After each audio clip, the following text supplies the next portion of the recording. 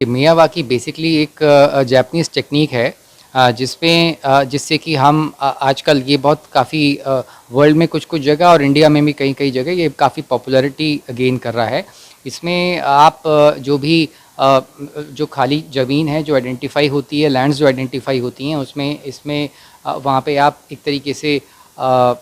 Miyawaki plantations करते हैं। और मियावाकी प्लांटेशंस होता ऐसे है कि उसमें जो भी आपके अलग-अलग डिफरेंट सैपलिंग्स होते हैं, अलग-अलग स्पीशीज़ के, उसमें आपका श्रब्स भी हैं, उसमें बड़े सैपलिंग्स भी हैं ट्रीज़ के, वो सारे के सारे बहुत ही पास-पास प्लांट किए जाते हैं। तो जिससे कि एक एक पूरा इकोसिस्टम वहाँ पे नया क्रिएट हो सके और उसकी जो ग्रोथ है वो कंपैरेटिवली फास्टर भी होती है उसमें। इसलिए उसका ये फ़ायदा होता है कि जैसे फॉर एग्ज़ाम्पल कहीं पे आपका मान लो बड़े जो ट्रीज़ के सैपलिंग्स हैं वो धीरे ग्रो हुए, लेकिन जो जहाँ जो श्रब्स हैं वो जल्दी बढ़ जाती हैं। तो इस तरीके से एक वेजिटेशन डेवलप हो जाता है, एक काइंड ऑफ इकोसिस्टम नया क्रिएट हो जाता है। जैसे ही जैसे वो बढ़ता रहता है तो उसकी ऑफ कोर्स जो क्योंकि ग्रोथ फास्ट होती है तो उसमें एक कार्बन सिंक की तरह काम करता है, पोल्यूशन को एब्जॉर्ब करने में भी कारगर रहता है। प्लस जो लैंड्स वल्नरेबल हैं, जो एंक्रोचमेंट हो रहा है या होने की संभावना है, उसको भी काफ़ी हद तक ये चेक में रखता है, कंट्रोल किए रखता है। और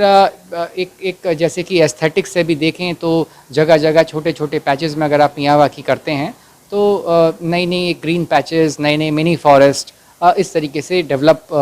किए जा सकते हैं और जा रहे हैं। इसमें सिर्फ ये खास बात एक चीज़ ध्यान रखने की होती है कि जब भी मियावाकी प्लांटेशन जहाँ जहाँ पर भी करी जाए, जो भी संस्था करे, सरकारी संस्थाएं,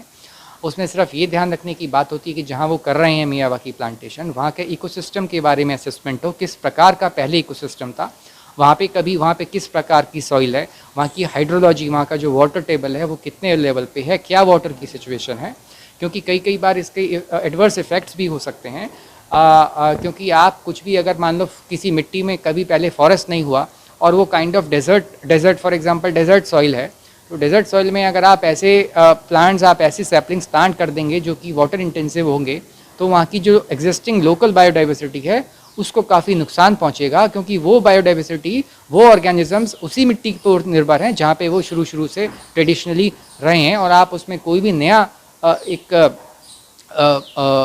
सिस्टम इंट्रोड्यूस करेंगे तो वो एक बहुत ही कॉन्फ्लिक्ट वाली सिचुएशन हो जाती है, आपस में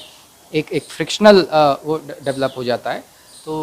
ये एक बड़ा कंसर्न है, इसको ध्यान में रखना चाहिए मियावाकी प्लान। सर, मेरा सवाल एक ये है कि अगर आमतौर पर एक वन विकसित तो खैर नेचुरली होते हैं, अगर एक हम नॉर्मल प्लांटेशन करते हैं तो वो कितने टाइम में वन के तौर पर विकसित होता है और मियावाकी को कितना वक्त लगता है? देखिए, जो नेचुरल आप जो भी आसपास जंगल आसपास देख रहे हैं, हम गाज़ियाबाद के या यूपी में आसपास देख रहे हैं या किसी भी जंगलात में, वो सब नेचुरल फॉरेस्ट हैं और ये रीजनरेटेड फॉरेस्ट हैं। तो नेचुरल फॉरेस्ट जब शुरू से हुए थे, उस समय की मिट्टी, उस समय के क्लाइमेट, उस समय के जो वाटर की सिचुएशन जो था वो बहुत अलग थी। अब पॉल्यूशन है, अब वाटर लेवल कम है, मिट्टी की क्वालिटी बहुत गिर गई है और बहुत सारे दूसरे फैक्टर्स हैं जिसकी वजह से अब वो जो स्पीड है और जो क्वालिटी ऑफ फॉरेस्ट है वो नहीं हो सकता। पहले अगर कोई फॉरेस्ट जो प्लांट एक 15 साल में जो हाइट लेता था, अब वो हो सकता है कि कम से कम 30 साल बाद ऑलमोस्ट डबल ट्रिपल एक तरीके से टाइम लेगा उसको उतना विकसित होने में। और डेंसिटी जो उसकी डेंसिटी हम कैनोपी कहते हैं किसी पेड़ की, जो कि एक्चुअल में जो कार्बन सिंक होता है वो बेसिकली उसकी पेड़ की डेंसिटी है, वो डेवलप होने में बहुत ज़्यादा समय लगता है। तो नेचुरल फॉरेस्ट जो हैं, जो प्राकृतिक आपके वन हैं, जो प्लांटेशंस है, वो बचाने की बहुत ज़्यादा ज़रूरत है। जो नए प्लांटेशंस हैं, ऑफ कोर्स नए, अच्छी बात है कि नए जितने ज़्यादा से ज़्यादा हो सकें, लेकिन उसकी आइडियल सिचुएशंस होनी चाहिए, मिट्टी की गुणवत्ता को और बढ़ाया जाना चाहिए, उसमें प्रॉपर मैन्योरिंग, उस पर वाटर की सिचुएशन,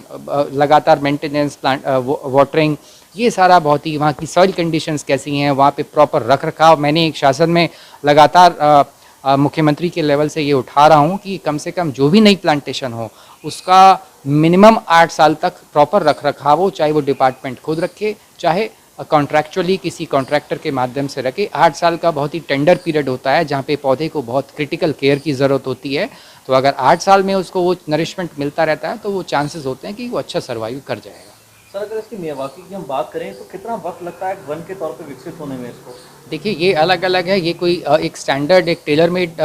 इसका वो एक पीरियड नहीं है। इसका अलग अलग बेसिकली मैंने जैसा कहा कि बहुत सारी चीज़ों पे निर्भर रहती है वो प्लांटेशन भी, तो अलग कहीं पे ये रीजन टू रीजन और soil to soil hydrological condition to hydrological condition differ करता है। कहीं पे कोई बहुत अच्छी सिचुएशन है, फिजिकल एनवायरनमेंट है, तो वहाँ पे जल्दी डेवलप हो सकता है। कहीं बहुत अच्छा है तो वहाँ पे भी आप समझ लीजिए कि 4 से 5 साल लगेगा, लेकिन ऐसे उसमें तो कुछ टाइम अच्छा खासा फेयर पीरियड लग जाता है। करीब मैं समझता हूँ कि 6 साल के आसपास एक ठीक ठाक तरीके से कैनोपी प्लांट तो सर्वाइव कर जाएगा, लेकिन उसका फ़ायदा तब है जब उसकी कैनोपी अच्छी हो, डेंसिटी ऊपर का जो जिसको हम कैनोपी बोलते हैं वो डेवलप हो, तभी वो कार्बन सिंक, तभी अपने इकोसिस्टम फंक्शंस परफॉर्म कर पाएगा, तभी उस जंगल का फ़ायदा है। तो उसमें करीब ऐसे समझ लीजिए कि करीब 5 से 8 साल का एक मिनिमम पीरियड लगता ही लगता है। सर इस पीरियड में देखभाल करना भी बेहद आवश्यक मानते हैं क्या आप? मैंने आपको बताया कि चाहे वो ऑर्डिनरी प्लांटेशन हो, चाहे वो मियावाकी हो, मैंने खुद गवर्नमेंट में मुख्यमंत्री के माध्यम से मैंने इसको लगातार लिखता आ रहा हूँ पिछले कई सालों में।